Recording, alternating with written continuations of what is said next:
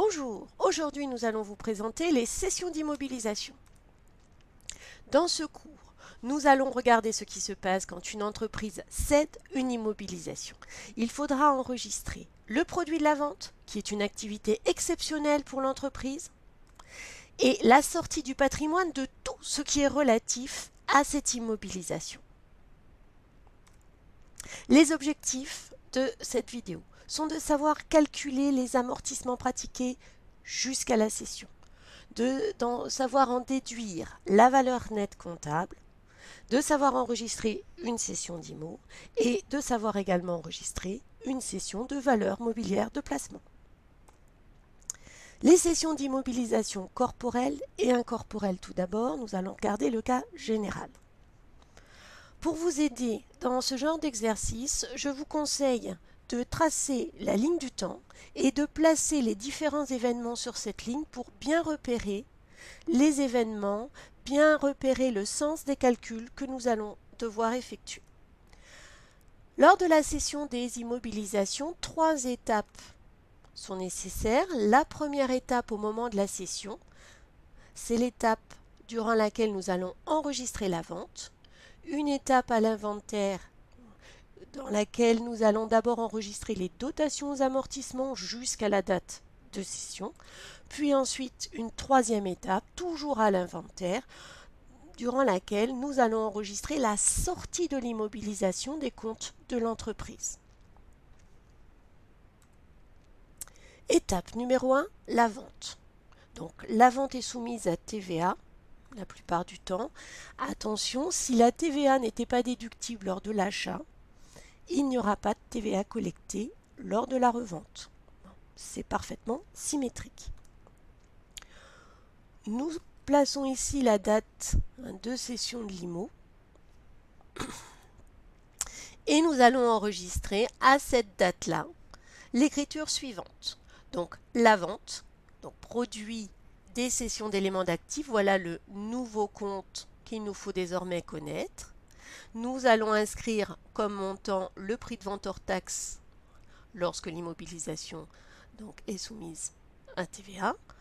La TVA sera enregistrée classiquement en 44 571 et le montant de la créance TTC est enregistré dans un nouveau compte aussi qu'il nous faudra connaître, le 462, créance sur cession d'immobilisation.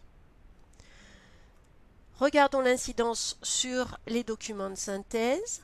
On a une augmentation de l'actif circulant grâce à la créance, une augmentation des produits exceptionnels grâce au compte 775 et une augmentation du passif lié à la TVA collectée. Cette opération augmente le résultat de l'entreprise, mais reste neutre en termes de trésorerie tant que la créance n'est pas encaissée. Étape numéro 2. Donc nous nous situons maintenant généralement à la fin de l'exercice au moment des travaux d'inventaire. Cette étape peut aussi être effectuée en même temps que la vente, mais dans la réalité, c'est souvent au moment des travaux d'inventaire qu'elle est réalisée.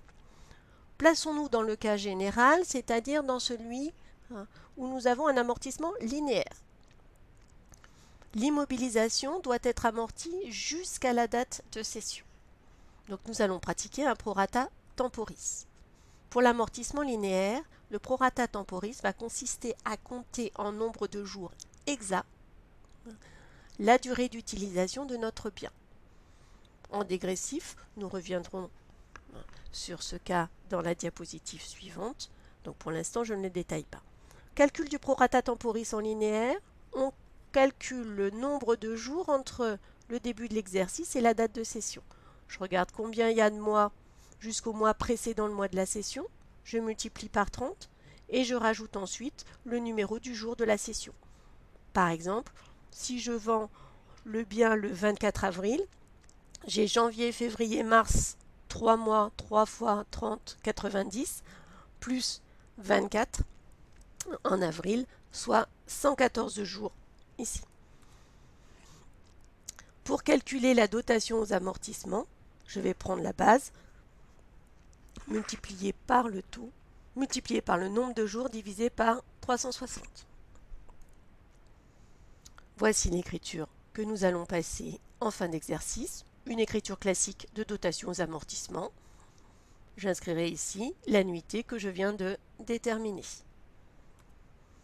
Les charges d'exploitation augmentent, l'actif immobilisé diminue. Nous avons donc une opération qui diminue le résultat, puisque nous avons des charges, mais qui reste neutre en termes de trésorerie.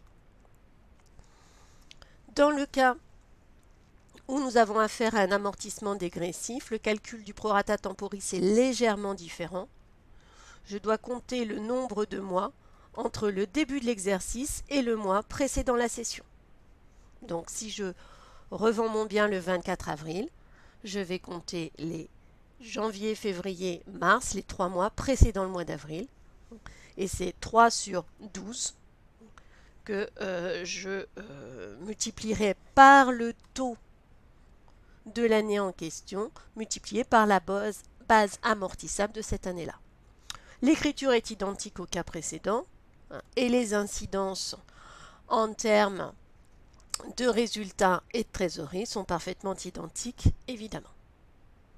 Passons maintenant à l'étape 3, la sortie de l'immobilisation. Donc regardons bien, l'immobilisation doit, tout ce qui est lié à l'immobilisation doit disparaître. Il faut donc solder le compte 21, qui a été alimenté au moment de l'acquisition de l'immobilisation. Le compte 28, dans lequel nous avons enregistré année par année toutes les dotations. Donc, dans ce compte 28, j'ai le cumul des amortissements pratiqués depuis l'entrée du bien jusqu'à sa date de cession. Pour que l'équilibre se fasse, puisque là on a la valeur d'origine et là on a tout ce qu'on a entre guillemets consommé depuis l'entrée du bien, la différence est ce qui nous reste à consommer.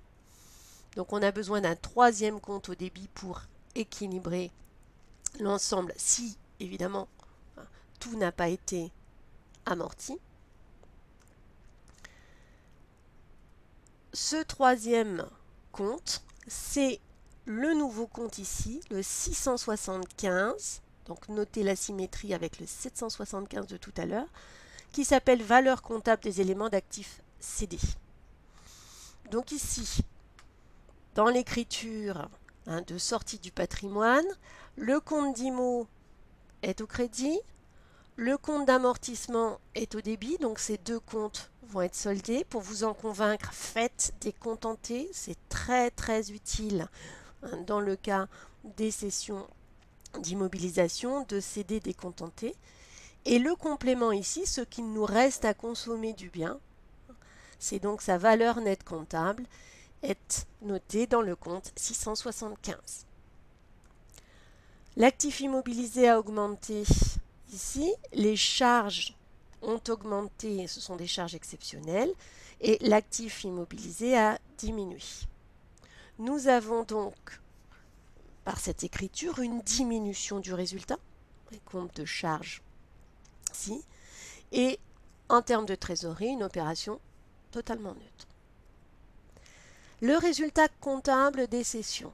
Que se passe-t-il comptablement? Au moment de la cession, ce que je vais constater, c'est une plus-value dans le cas où le prix de vente, que j'ai enregistré en 775, est supérieur à la valeur nette comptable, donc que j'ai enregistré en 675. Dans le cas opposé, si le prix de vente est inférieur à ce qu'il me restait à consommer, à la valeur nette comptable, j'ai dans ce cas-là une moins-value. Ces plus-values et ces moins-values ne sont pas inscrits dans les comptes. Je les déduis des enregistrements précédents.